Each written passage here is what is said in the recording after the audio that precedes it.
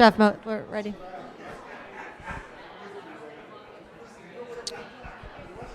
Do you want?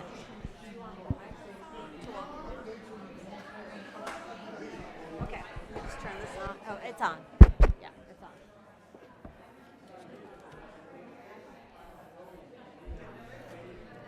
Check, check, check. Good morning.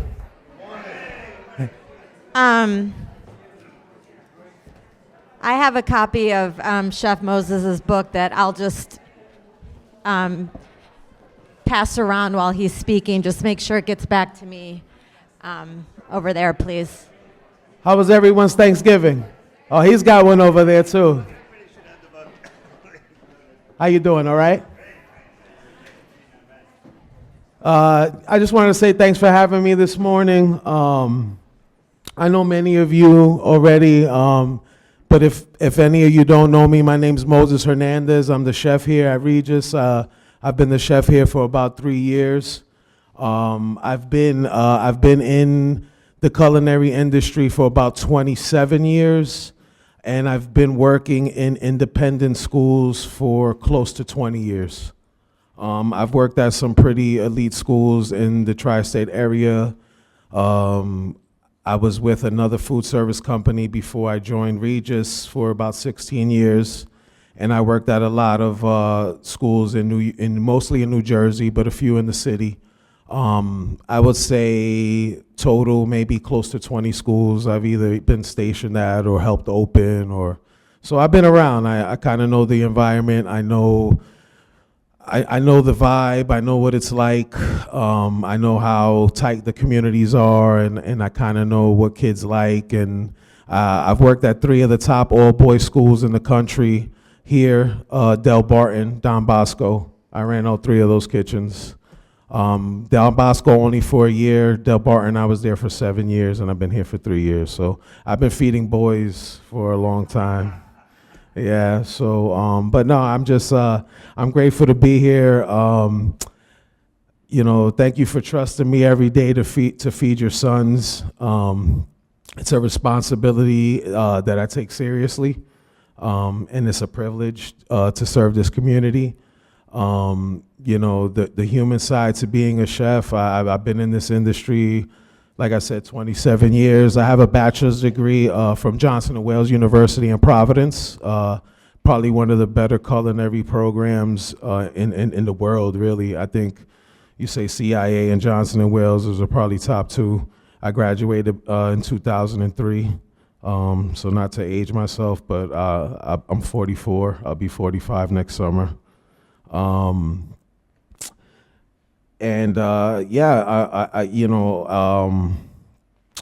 My journey has led me. I started after culinary school. I got into hospitals, nursing homes, and I just kind of found my way into independent schools.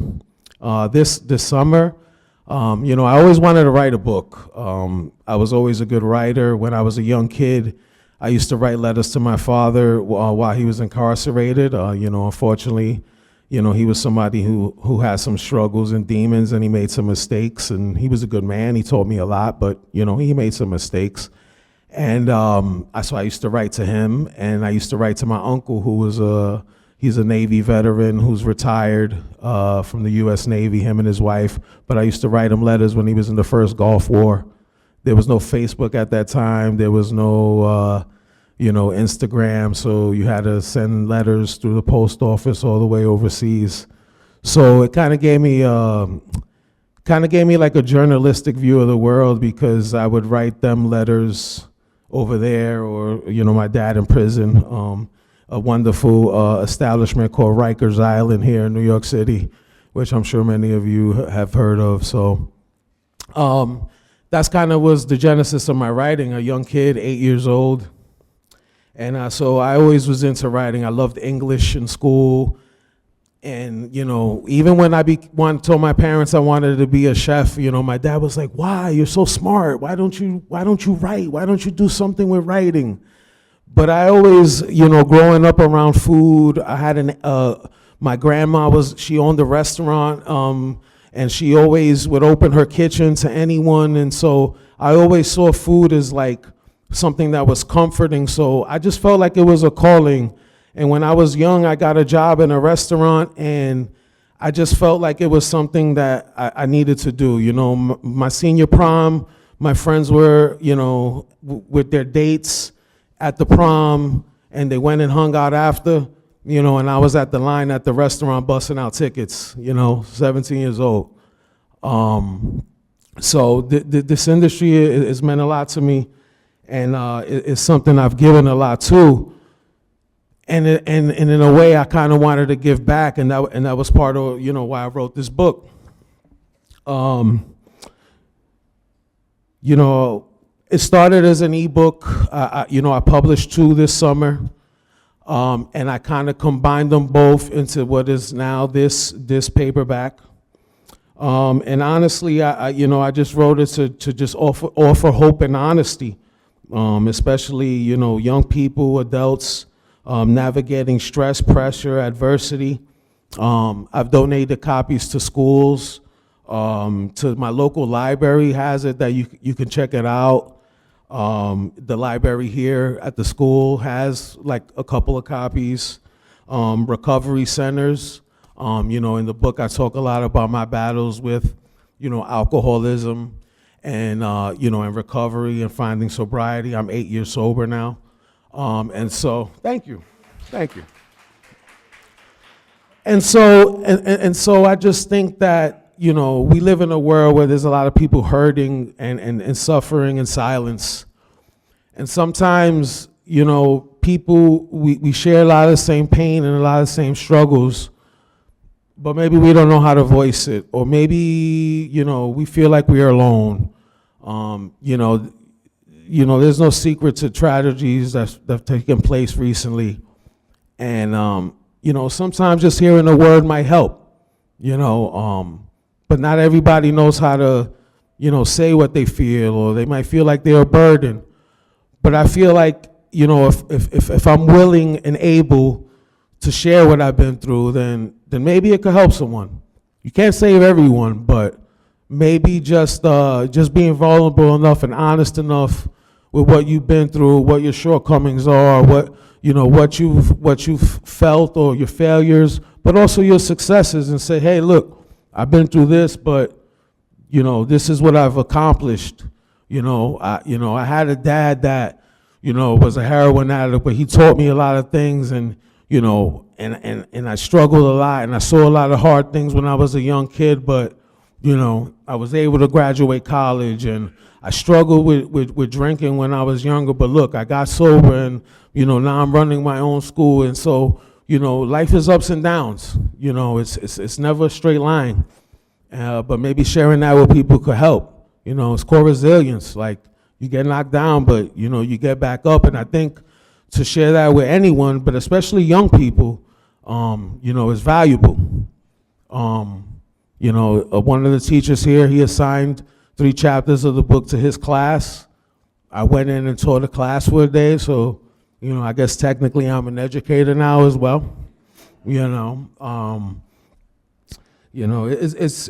pretty powerful. I have an aunt who is who's a detective in Florida, and she's been using the book to help mothers who are drug addicts, in classrooms, and helping them kind of fight to get back their lives kind of in order and get the kids back. And, you know, she sent me pictures with the ladies holding the books and things like that. And that's powerful. I think for me, I just was like, hey, I should write this book and share my story. I published it on my own, no publisher, self-published.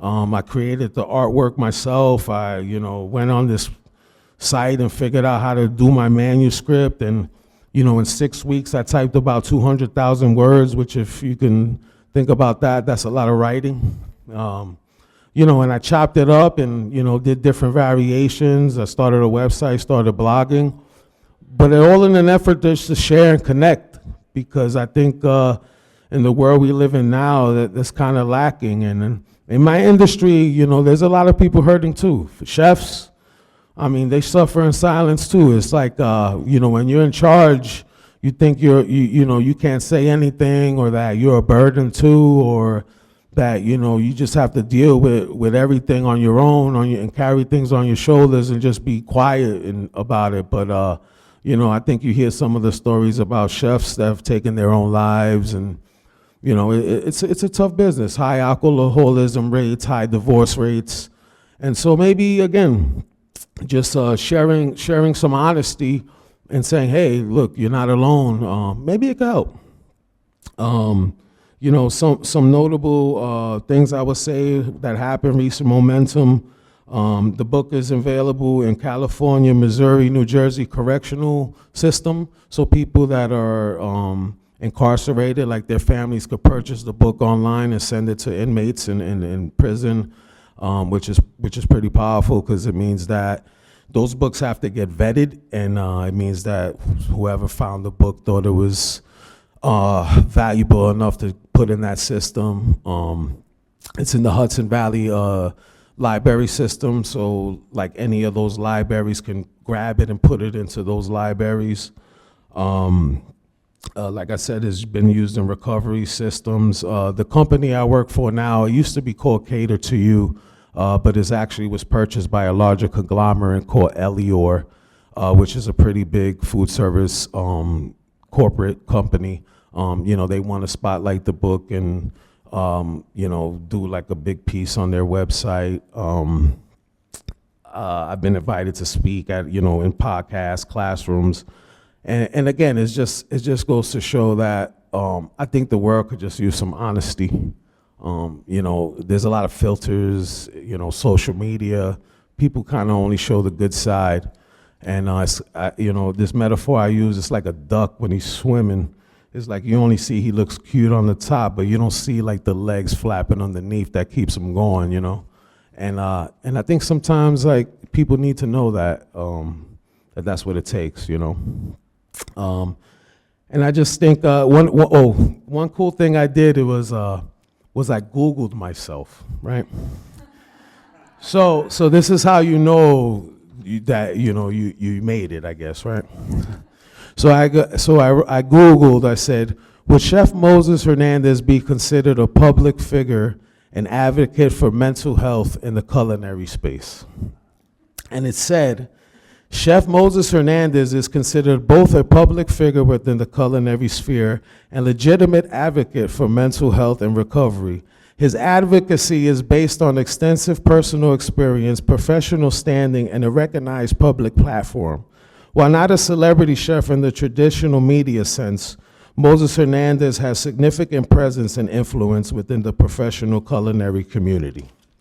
So that goes to, thank you. That goes to show you that, to me, is like if somebody looks me up and doesn't know me, like that's a pretty good impression to leave. Because I was impressed when I read that. I was like, damn, who is that guy?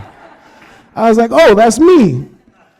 And look, I think that how it connects with your sons, it just goes to show that if you show up and if you work hard, if you believe in yourself, and if you do the right things even when no one's looking,